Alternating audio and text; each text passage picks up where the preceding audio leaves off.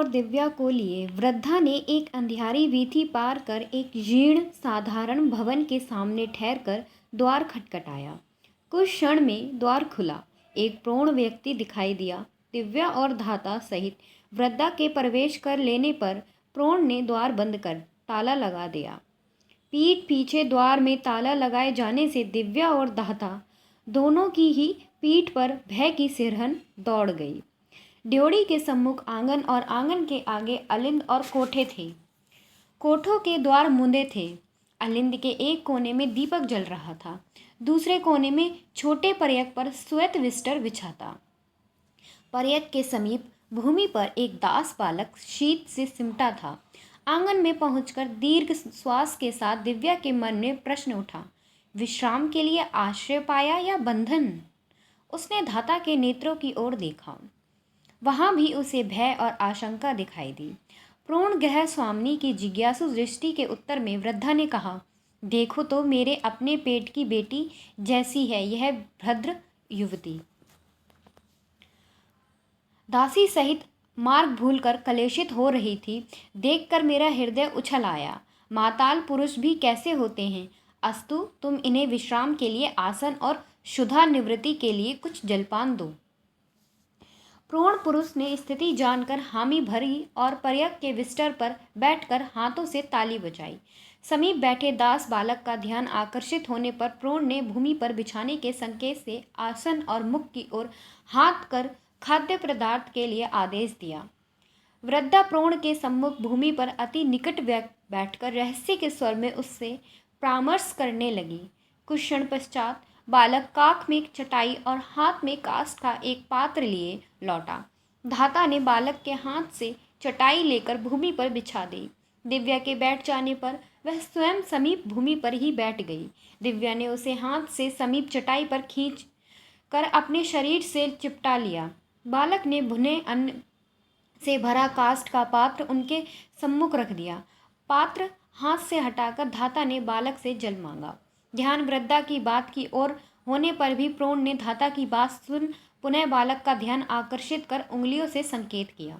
बालक फिर आंगन के भीतर द्वार में चला गया और क्षण पश्चात एक युवती के पीछे पीछे लौटा। युवती सुंदरी थी। आयु में प्राय दिव्या की समवयस्क थी। वर्ण गोरा, कृष्ण दीर्घ नेत्रों और मुख पर चपलता और अधिकार का भाव। उसके कंठ और बाहु पर स्वर्ण के आभूषण थे। शीत से बचने के लिए वह अर्घ ओढ़े थी। धाता और दिव्या की और अर्थपूर्ण दृष्टि डालकर उसने प्रौढ़ की ओर देखा। युवती की जिज्ञासा के उत्तर में कुछ शब्द दुर्बोध भाषा में बोलकर प्रौढ़ ने शेष बात सुलभ भाषा में ही कही। अंजना, यह कुल वधू दासी सहित हमारी अतिथि हैं। इसके जलपान के लिए कुछ लाओ।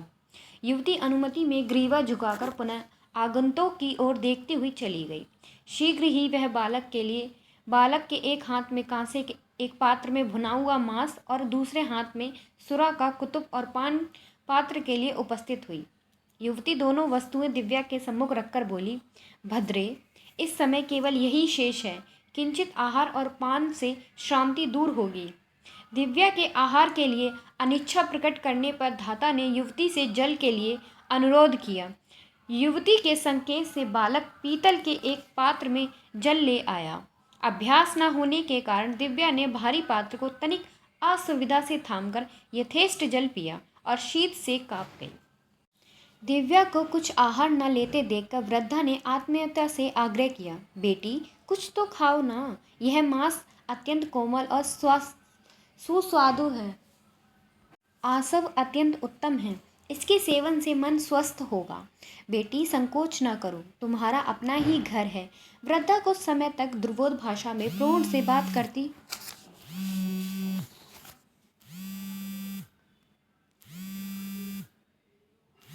उसका स्वर व्यग्रता के कारण ऊंचा हो गया। पर्यक की पार्टी का आश्रय लेकर वह असंतोष के भाव से उठ खड़ी हुई और बड़बड़ाती हुई द्वार की ओर चल दी। प्रौढ़ भी उठा। वह वृद्धा को सांत्वना दे रहा था। कटी पर अंतर्वासक की लपेट में से निकाल कर उसने एक स्वर्ण मुद्रा वृद्धा के हाथ में रख दी। वृद्धा ने असंतोष से हाथ झटक दिया। कुटी हुई भूमि पर मुद्रा के गिरने की झंकार हुई। गिरी हुई मुद्रा उठाकर पुनः वृद्धा के हाथ में थमाकर प्रौढ़ दुर्बोध भाषा में उसे सांत्वना देता हुआ वृद्धा को द्वार की ओर ले चला। वृद्धा के लिए उसने द्वार का ताला खोलकर मार्ग दिया और पुनः ताला लगाकर चाबी को कटी पर अपने अंतर्वासक की लपेट में खोंसकर आंगन के द्वार से दूसरी ओर चला गया। शीत से सिमटा हुआ दास बालक अलिंद के स्तंभ से पीठ लगाए अपने दोनों दुर्बल काले जनुओं को बाहुओं में लपेटे उन पर ठोड़ी टिकाए निरंतर उन दोनों की ओर देख रहा था। दृष्टि दूसरी ओर होने पर भी दिव्या को निरंतर ताला लगा द्वार दिखाई दे रहा था। वह बंधन और विवशता अनुभव कर रही थी।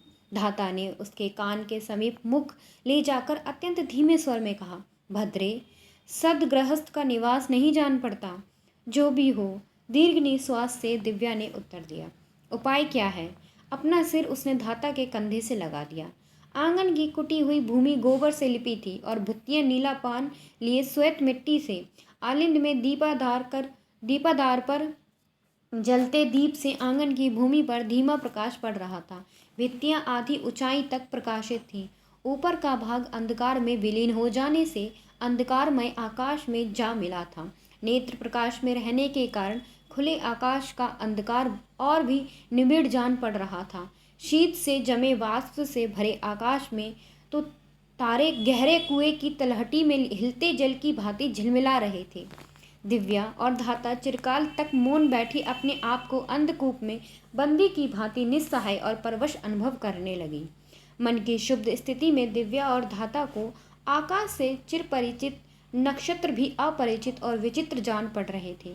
दिव्या कुछ पल आकाश की ओर देखती और फिर जानू पर चिबुक टिकाकर सोचने लगती, कहाँ आ गई? आगे क्या होगा? प्राप्ति माँ के प्रासाद में सब कुछ था, परंतु वहाँ पर अपराधनी और कलंकनी बन गई। यदि अपराधनी और कलंकनी ना बने तो वह भ्रष्टा दासी सभी कुछ बनने और सहने के लिए प्रस्तुत है। वह माता बन रही है, माता बन सके। दिव्या को कल्पना में तात का प्रासाद दिखाई देने लगा। धृति शर्मा की पत्नी आर्य मोक्षा के प्रथम गर्भ प्रसव के उपलक्ष्य में संपूर्ण प्रासाद उल्लास से गूंज उठा है और वह स्वयं उसी अपराध के कारण निराशाएं होकर गर्भ रक्षा के लिए भाग रही है। उसने एक दीर्घ निश्वास लिया। हाय वंचक प्रथुसेन, सुख और गर्व का कारण गर्व कलंक और अमार्जनीय अपराध बन गया है। कल्पना में रूक्ष गंभीर रुद्रधीर भी दिखाई दिया और अभद्र चरवाक मारिश की वह स्तुति स्मरण हो आई। भद्रे, तुम्हारी कला तुम्हारी आकर्षण शक्ति का निखार मात्र है, जो नारी में सृष्टि की आदि शक्ति है। दिव्या का मन कटुता से भर गया। नारी के उस आकर्षण में, नारी में निहित सृष्टि की शक्ति में उसके लिए कितना अभिशाप अंतर्निहित है। ये महत्वपूर्ण पंक्तियां हैं, इनको ध्यान दें। इस सब के लिए वह कब प्रस्तुत थी, परंतु देव की इच्छा ऐसी ही थी। प्रोण आंगन के भीतर द्वार से लौटा। युवती उसके पीछे थी। बेटी, यहाँ शीत में कष्ट होगा। प्रोण ने दिव्या को संबोधन किया तथा हाथ बढ़ाकर कहा, लाओ, यह तुम्हारे आभूषण सुरक्षित रख दूं। दिव्या के नेत्र प्रोण की ओर उठे। धाता ने भी उस ओर देखा। मुख से न कहकर दिव्या ने कंठ की मुक्त मालाएं उतारकर प्रोण के हाथ में दे दी। प्रोण के साथ खड़ी युवती अपना कौतूहल वश में ना कर सकी। उसने मालाएं प्रोण के हाथ से झपट कर ले ली और विस्मय से नेत्र फैलाकर उन्हें दीपक के समीप ले जाकर देखने लगी। प्रोण ने उस ओर ध्यान न देकर दिव्या के बाहुमूल की ओर संकेत कर कहा, बेटी, यह अंगद भी। दिव्या ने अपना बाहु धाता की ओर बढ़ा दिया। धाता ने व्यवस्था से कांपती उंगलियों से रत्न जटित अंगद के बंधन खोलकर अंगद भी प्रोण के फैले हुए हाथ में रख दिया। युवती ने वह भी झटक लिया।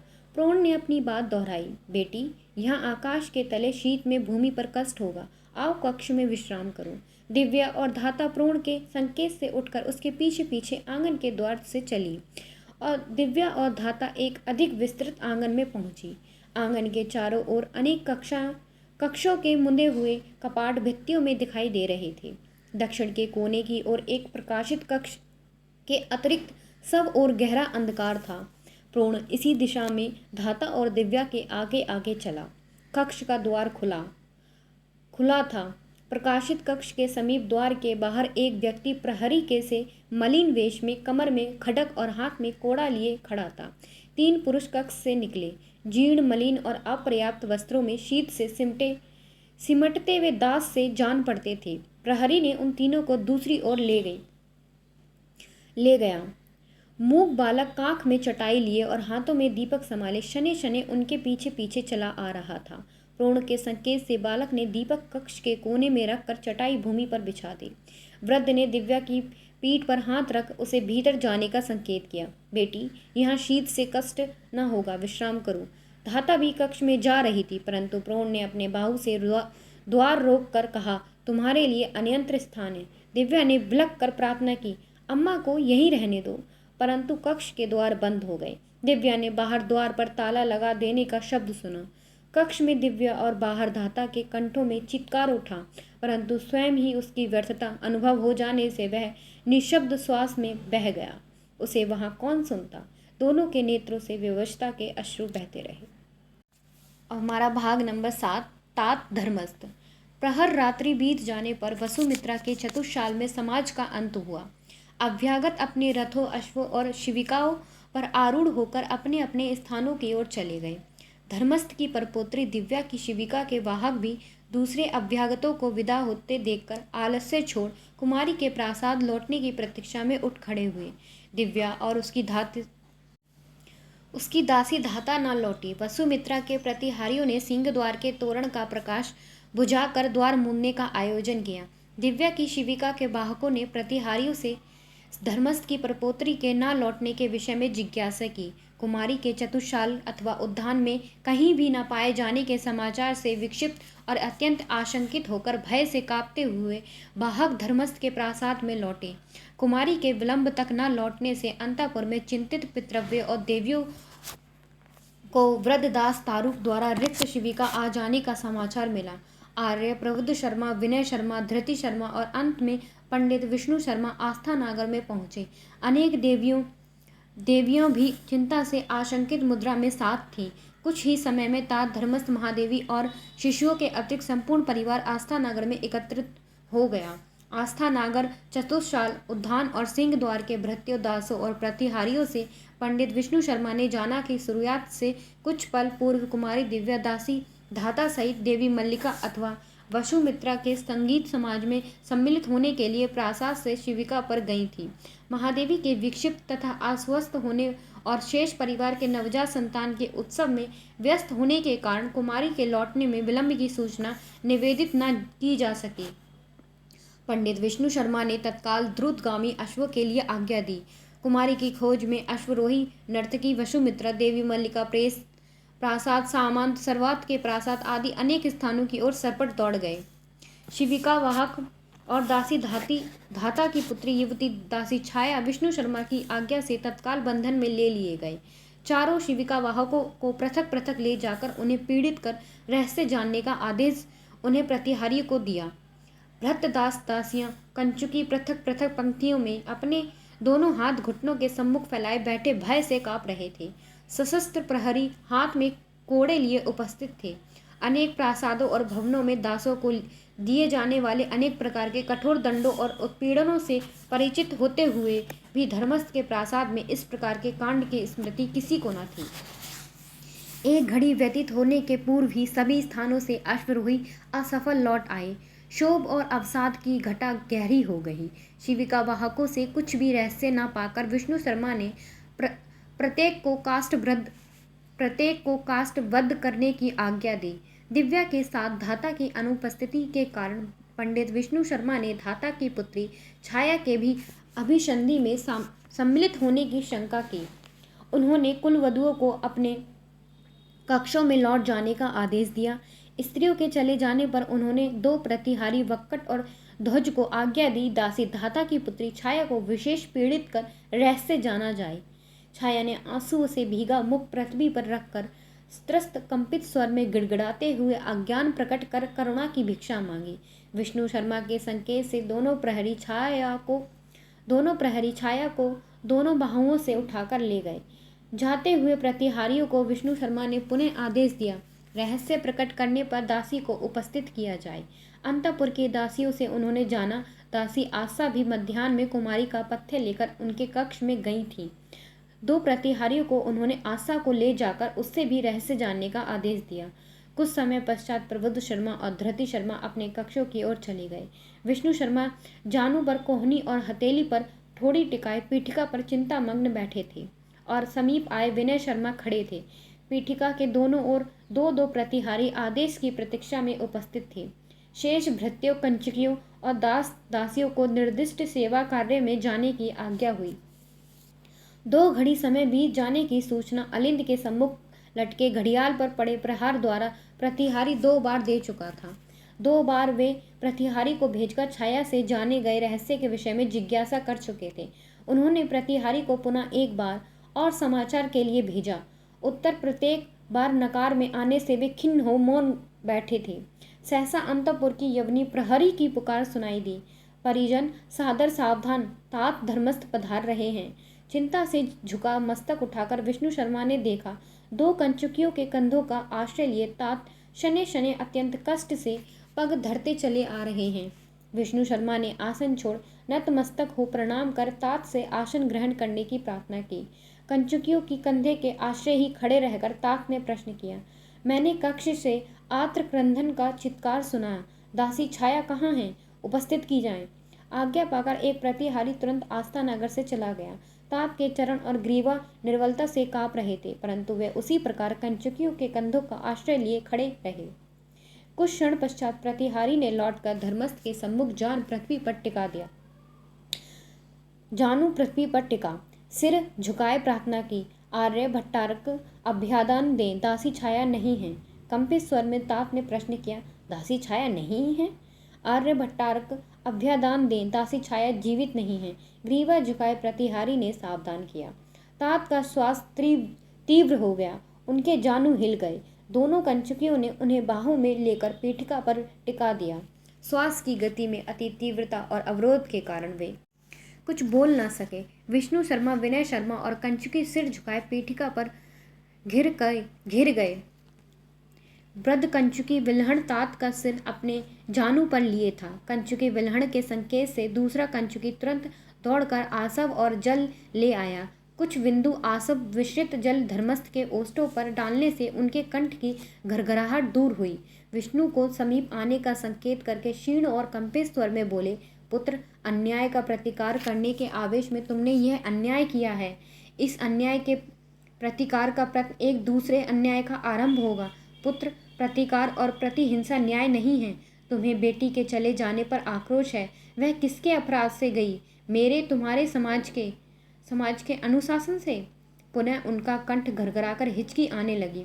विल्हण ने पुनः कुछ बूंद आसव मिला जल उनके मुख में दिया। तात अत्यंत कठिनाई से फिर और भी क्षीण स्वर में बोले, छाया को, उसकी माता को स्वामी स्नेह का परिणाम। पुत्र, मुझे खोकर तुम्हारे अन्याय प्रायश्चित हो। विल्हण ने पुनः कुछ बूंद आसव धर्मस्थ के मुख में दिया। हिचकियों के बीच के अवसर में तात ने अस्पष्ट शब्दों में कहा, पुत्र, बेटी पर आक्रोश करना। विल्हण के और जल देने पर वे निगल ना सके। श्वास की गति सरल करने के लिए विल्हण ने उनकी ग्रीवा सीधी कर दी। वह स्वयं श्वास रोक अपलक धर्मस्थ के नेत्रों की ओर दृष्टि लगाए था। तात का माथा बिस्तर पर रखकर विल्हण दोनों हाथ से सिर पीट चित्कार कर उठा। आस्था नगर पुनः परिवार के स्त्री पुरुषों से भर गया। प्रासाद में क्रंदन का चित्कार कर उठ खड़ा हुआ। तात के पुत्र, पौत्र, परपौत्र, कुल वधुएं, भ्रंत, कंचुकी, दास दासियां और प्रतिहारी सब रो रहे थे। हेमंत के पाल से निविड़ आकाश में नक्षत्र भी अस्थिर और द्रवित जान पड़ते थे। इसके बाद हमारा है पार्ट नंबर 8, भाग नंबर 8, दाहरा। मद्र गणराज्य की दक्षिण पूर्वी सीमा शत्रुद्री थी। नदी के पश्चिम पत्तन पर दास व्यवसायी श्रेष्ठी प्रतुल का सार्थ गत संध्या से डेरा डाले था। अन्य 2 व्यवसायी सार्थ भी नदी पार करने के लिए शौलिक राजपुरुषों की अनुमति की प्रतीक्षा कर रहे थे। मद्रगण की सीमा नदी लांघकर दूसरी ओर जाने से पूर्व शौलिक राजपुरुष व्यवसायियों के द्रव्य की परीक्षा कर राजस्व शुल्क उगा रहे थे। श्रेष्ठी प्रतुल ने शुल्क स्थान के प्रधान राजपुरुष के साथ रात्रि में आपानक और भोजन किया था। श्रेष्ठी के इस मार्ग में प्राय आते जाते रहने से राजपुरुष से उसका परिचय और सख्य था। 7 मास पूर्व दक्षिणापथ से कृष्णावर्ग दास लेकर मद्र आते समय प्रतुल ने राजपुरुष को सिंघल से लाई मुक्ता की 1 अंगुलियां भेंट की थी। उत्तर से लौटने पर कश्मीर का नीलम भेंट करने की प्रतिज्ञा की थी। मित्रता और रात्रि के अपानक का शैथिल्य होने पर भी शौलिक को मद्र के राज नियमों का उपचार तो पूरा करना ही था। दास व्यवसायी श्रेष्ठी प्रतुल 7 मास पूर्व दक्षिणापथ के 133 दास दासी लेकर आया था। लौटते समय उसके पास 165 दास दासी थी। वे सभी नए थे, कुछ यवन, कुछ कश्मीरी, कुछ उत्तरापथ के गौर वर्ण और अधिकांश दार्व प्रांत की गौर वर्णा। चपल नेत्रा ललितांग दासियां भी थीं। सीमांत के प्रत्येक युद्ध के पश्चात दास व्यवसाय के लिए अनुकूल अवसर होता था। शौलिक राजपुरुष ने प्रत्येक दास दासी के क्रय का ताड़पत्र देखकर निश्चय किया कि उनमें से कोई अपहृत अथवा अपने स्वामी की सेवा से भागा हुआ दास दासी अथवा कोई द्विज संतान तो नहीं। मद्र गणराज्य की राजमुद्रा धारण किए अधीनस्थ शौलिक ने ताड़पत्र देखकर प्रधान शौलिक का ध्यान आकर्षित किया। 7 मास पूर्व के लेख के अनुसार श्रेष्ठी प्रतुल ने मद्र गणराज्य की सीमा में एक पत्नी, 6 प्रतिहारी दास और परिचर्या के लिए एक दास और एक दास बालक सहित बिक्री के लिए 135 दास दासी लेकर प्रवेश किया था। अब श्रेष्ठी 2 पत्नियों सहित सीमा लांघना चाहते हैं। परिचर्या के लिए कृष्णदास के स्थान पर अब गौरदास हैं। श्रेष्ठी ने परिचर्या के लिए लाए कृष्णदास को मद्र की सीमा में बेचा है। परिचर्या के दास का शुल्क उस समय नहीं लिया गया था। उसके बेच दिए जाने पर उसका शुल्क एक निष्क मिलना चाहिए। प्रतुल ने हंसकर उत्तर दिया, कर्तव्य तत्पर आर्य का वचन सत्य है। मेरी ही भूल थी, आप एक निष्क और ले। मुद्राधारी शौलिक ने प्रधान शौलिक को धीमे स्वर में पुनः संबोधन किया। श्रेष्ठी की द्वितीय पत्नी कृतदासी है अथवा विवाहित पत्नी?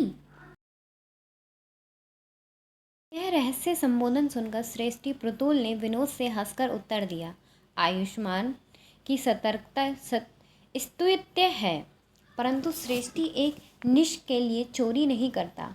भद्र द्विज कुलों में दास दासी का क्रय विक्रय लेख के साक्ष्य द्वारा होता है।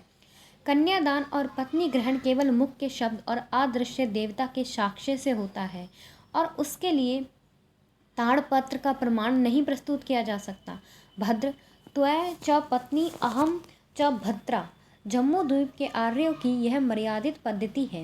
मैंने सागल के श्रेष्ठ कुलज वाणिक नैमित्तिक की कन्या के रूप और गुण पर मुग्ध होकर उसे पत्नी के रूप में ग्रहण किया है। और देखो, कुलवती का गुण, वह मेरी वंश वृद्धि का अंकुर इतने शीघ्र अपने शरीर में धारण किए है। मेरी प्रथम युवा पत्नी 3 वर्ष के सहवास से भी बंध्या ही है। इसी से यह विवाह। प्रतुल हंसने लगा। सौभाग्य हो वृद्धि हो। प्रधान शौलिक ने भी हंसकर उत्तर दिया, परंतु श्रेष्ठी की सौभाग्यवती पत्नी मद्र की शीतल स्वतंत्र भूमि छोड़कर राजाओं से उत्पीड़ित उष्ण देश में जाकर क्या भाग्यवती होगी? उस अबोध को राजाओं से उत्पीड़ित देश की अवस्था और वहाँ की उष्णता का क्या ज्ञान? अस्तु, मनुष्य देव की लीला का साधन मात्र है श्रेष्ठी। शुल्क स्थान की पांथशाला के अलिंद में प्रोण की पत्नी अंजना के साथ आसरण पर बैठी दिव्या दास व्यवसायी प्रतुल और शौलिक का विनोद विवाद सुन रही थी। एक अंकुश सा उसके हृदय में चुभा। मद्र की स्वतंत्र मातृभूमि, प्यारी सागल नगरी, जहाँ उसने अल्हड़पन के खेल खेले, उससे सदैव के लिए छिनकर उसे ले जाया जा रहा है। इस समय विरोध का एक चित्कार उसे दास व्यवसाय के पास से दासत्व से मुक्त कर सकता है, परंतु फिर वह कहाँ जाएगी? उसके लिए स्वतंत्रता कहाँ है? उसके लिए शरण और स्थान कहाँ है? उसकी संभावित संतान के लिए शरण और स्थान कहाँ है? जिसके लिए जीवित रहने का अवसर नहीं, उसके लिए स्वतंत्रता कहाँ है? उसने सुना प्रोण प्रतुल राजपुरुष को उत्तर दे रहा था, आर्य, भूमि और देश का प्रेम जीवन से संबंध है। व्यक्ति जहाँ जीविका पाता है वही उसका देश है। और क्या प्रेमी का प्रणय कुछ भी नहीं? प्रणय शब्द दिव्या के लिए त्रास और आशंकामय हो गया था। इस शब्द का अर्थ था प्रथुसेन की प्रवंचना।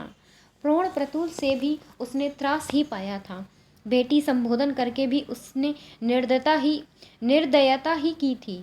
उसने दिव्या की एकमात्र अवलंब धात्री को छीन कर न जाने कहाँ लोप कर दिया। उसे उस संध्या कक्ष में पृथक मुंदी जाने के पश्चात धाता का कोई चिन्ह अथवा कोई संकेत न मिला। धाता के लिए विलखने पर प्रतुल ने स्नेह का नाट्य कर धीरज धरने के लिए कहा। अंजना बार बार विस्मय प्रकट कर कहती, हाय, वह छलिया जाने कहाँ चली गई। असहाय दिव्या ने अनुमान कर लिया अम्मा संभवतः डरकर प्रासाद लौट गई और मौन रह गई। प्रतुल के प्रत्यक्ष स्नेहमय व्यवहार के पीछे बंदी को संतुष्ट सुरक्षित रखने की छलना और सतर्कता प्रति क्षण छलकती रहती थी। दिव्या समझती थी प्रतुल की सहृदयता केवल उसे मन की सीमा से सुरक्षित पार ले जाने तक है। मद्र की सीमा के पार परे दासत्व और उत्पीड़न का पाश उसकी प्रतीक्षा कर रहा है। वह मौन रहकर अपनी अनुमति से उस पाश में बंध रही थी। पुनः आवेश कंठ तक आया। एक चित्कार से, एक शब्द से वह उस यंत्रणा से रक्षा पा सकती है, परंतु वह जाएगी कहाँ? सागल में, तात के प्रासाद में? असंभव। उत्पीड़ित होकर भी वह शरण पाए, अशरण हो वह कहाँ जाएगी? वर्षा में ग्रहविहीनी स्तंभ भी ओट पाने का ही यत्न करता है। उसके नेत्र भीग गए और वह मौन रह गई। सोचा, प्रतुल और अंजना भी उसके दुर्भाग्य का रहस्य जानते हैं, इसलिए स्थूल बंधनों का उपयोग करना आवश्यक नहीं समझते। स्थूल बंधनों से कहीं अधिक दृढ़ परिस्थिति के सूक्ष्म अदृश्य बंधन ही उसे बांधे हैं। प्रधान शौलिक की अनुमति पाकर श्रेष्ठी प्रतुल का साथ शत्रुधि की धार के तट पर छिछले जल में खड़े एक बहुत बड़े बेड़े पर बैठा है। नाविकों ने बेड़े को धकेल कर धार की ओर किया और फिर बेड़ा स्वयं ही तीव्र गहरी धार में बह चला। नाविक बेड़े को दूसरी तट की ओर ले जाने के लिए मुख से शब्द करते हुए पूरी शक्ति से डांड चलाने लगे।